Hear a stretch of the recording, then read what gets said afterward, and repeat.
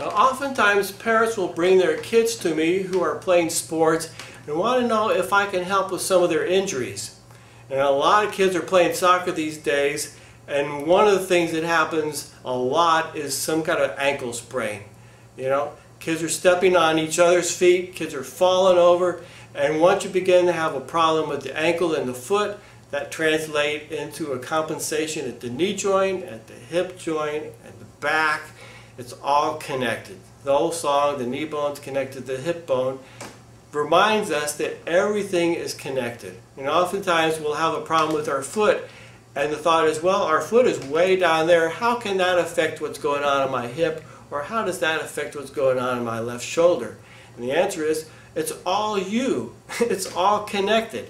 And eventually, one problem will begin to migrate to the very next joint, and that will migrate to the next joint, and before long, everything is trying to accommodate an ankle that's no longer functional. Now, the bones in the feet should all have a little bit of movement between them.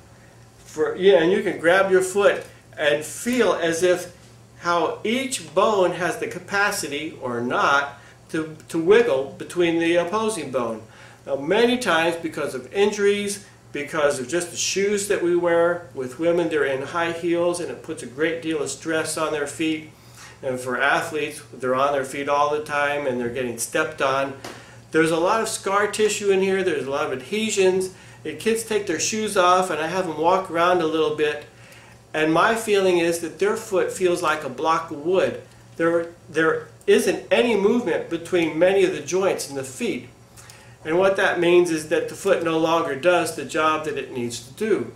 So what I do is work by manipulating the connective tissue that covers all the bones and muscles in the feet to try to begin to establish or reestablish the proper range of motion and movement between all these different bones.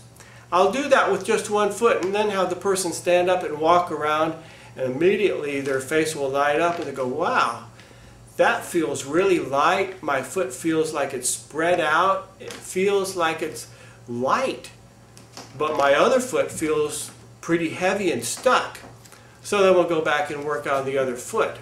Now, as we work on the feet, the other thing that people will begin to respond to or realize is that suddenly their back problem is not so bad anymore.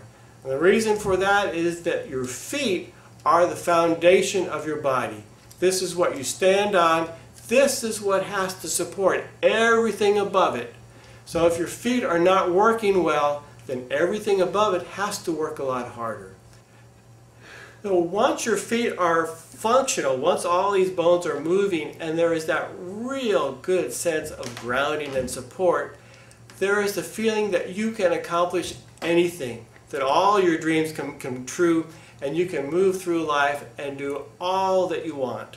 Always people are innovators by virtue of the fact that they have come up against a problem to which there is no answer in the accepted field, in the conventional field, and so they set about trying to find out what is the answer, what can give them a help with their problem.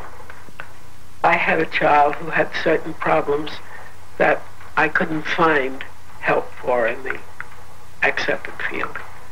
And so I started looking around trying to find out what were the elements in this child's problem which could be changed. Because always you have to change your premise in order to get a different conclusion. So if you'd like to give your kids the advantage of sports, I'm confident Rolfing can help you. Go to my website or give me a call. How does that sound?